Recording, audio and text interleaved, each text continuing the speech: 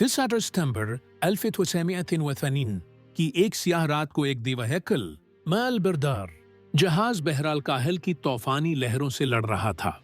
यह जहाज जो टाइटैनिक से कहीं बड़ा और 16 मंजिला इमारत जितना बुलंद था, एक फौलादी किला कहलाता था। लेकिन चंद ही घंटों बाद वो बगैर किसी सराग के गायब हो गया। न कोई रेडियो सिग्नल मिला, न हंगामी पैगाम, न समंदर में कोई मुलबा या कश्ती। लाखों टन वजनी जहाज अचानक कैसे गायब हो गया? हुकाम ने 20 साल तक सिर्फ एक बात दोहराई, जहाज डूब गया है। लेकिन जब एक आमले के रुकन के वालिद ने हकीकत जानने की कोशिश की, तो इन्होंने ऐसे इंकिशाफात किए जिन्होंने सबकी आंखें खोल दें। ये कहानी है एमवी डर्बीशायर की। ये जहाज 8 हफ्तों से सफर पर था और कनाडा की कान से लोहा लेकर जापान की तरफ बढ़ रहा था। उस पर 42 तजुर्बाकार अफराद सवार थे और कप्तान जेफरी इंडिद्रहल 20 साल तजुर्बे के साथ उस मिशन की क़ियादत कर रहे थे। उनकी अहलिया पहले ही जापान पहुंच चुकी थीं, लेकिन उनसे मुलाकात अब एक ख्वाब बन गई। जहाज अपनी मंजिल के करीब था कि टाइफोन आर्कड नामी खौफनाक तूफान रास्ते में आ गया। कप्तान को अपने जहाज पर भरोसा था और वो पुरएतमाद थे कि डर्बीशायर इस तूफान का मुकाबला कर लेगा। उन्होंने जहाज की रफ्तार कम की, रख लहरों की तरफ मोड़ा और एक हंगामी पैगाम भेजा। लेकिन तूफान की शिद्दत बढ़ती गई और 10 मीटर से बुलंद लहरें जहाज से टकराने लगे।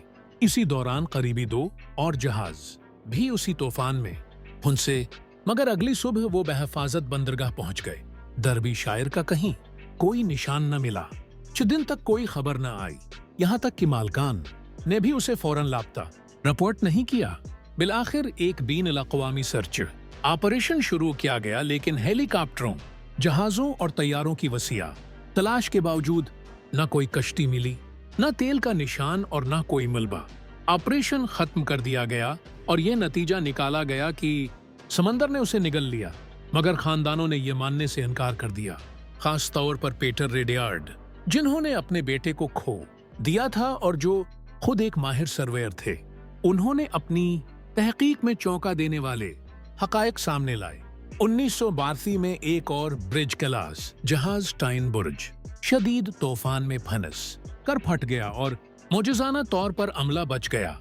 रिडयार्ड ने पता लगाया कि इन तमाम ब्रिज क्लास जहाजों में एक ही जगह दरारें पड़ रही हैं और कई हिस्से असल डिजाइन के मुताबिक नहीं बनाए गए थे। लागत कम करने के दबाव में जहाज साजी में कोताहियां की गई थीं। सरकारी तहकीकात ने उन शवाहिद को दबाया और कहा कि डर्बीशायर महज समंदर की लहरों का शिकार बनी। लेकिन खानदानों ने हार न मानी और 1984 में एक नजी उदारे की मदद से जहाज की तलाश शुरू की। 14 साल बाद डर्बीशायर को बहर काहिल की तह में 4 किलोमीटर नीचे एक ही टुकड़े में पाया गया। 6 साल तहकीक के बाद मालूम हुआ कि हादिसा एक छोटी मगर महल्लक खामी से शुरू हुआ। जहाज के अगले हिस्से में मौजूद बोसन स्टोर का दरवाजा, जो असल डिजाइन के मुताबिक नहीं बनाया गया था, तूफान में टूट गया और पानी अंदर भरने लगा। जहाज का अगला हिस्सा भारी हुआ तो लहरें मशीनरी, रोम और फिर कार्गो होल्ड्स में दाखिल हो गई। चंद ही मिनटों में पूरे के पूरे कार्गो होल्ड्स पानी से भर गए और बरतानिया का सबसे बड़ा जहाज समंदर की तारीकी में डूब गया।